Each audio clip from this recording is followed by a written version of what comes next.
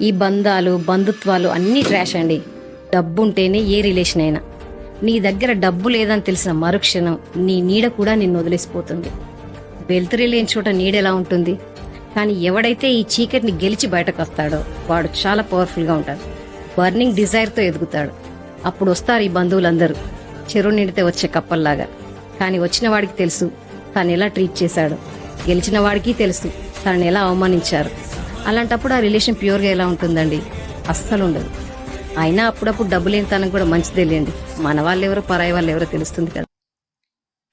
కష్టం విలువ, ఇష్టం విలువ ఒకరు చెప్తే తెలిసేవి కావు. స్వయంగా అనుభవించి అనుభూతి చెందితేనే తెలుస్తాయి. లేదంటే ఎదుటివారు పడే కష్టం తేలిగ్గాను, చూపించే ఇష్టం చులకనగాను అనిపిస్తాయి. పాపపుణ్యాలు డిసైడ్ చేసేది కాలం. కాలానికి విపరీతమైన మెమరీ పవర్. ఏ సన్నివేశాన్ని మర్చిపోదు. కర్మ రూపంలో తిరిగిచ్చేస్తుంది. వడ్డీ.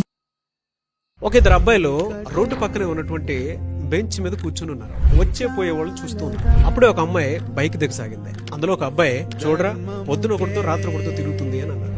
ఇంకొక అతను, లేదురా అది ర్యాపిడో బైక్, పొద్దున్న నుంచి సాయంత్రం వరకు తను జాబ్ చేసుకుంటుంది తన కుటుంబ పోషణ కోసం అని అన్నాడు. ఇప్పుడు చెప్పండి, వీళ్ళు మనం ఎలా తీసుకోవాలి? మన చుట్టుపక్కల ఉండేటువంటి వాళ్ళే మన మీద ఒక పర్సెప్షన్ తోటి మన జీవితంలో ఇలా నిప్పులు పూస్తూ ఉన్నారు. యద్భావం తద్భవతి. ఒక మనిషిలో మనం పాజిటివ్ చూడగలిగితే పాజిటివ్ మాత్రమే చూడగలుగుతాం. అదే నెగటివ్ చూస్తే నెగటివ్ మాత్రమే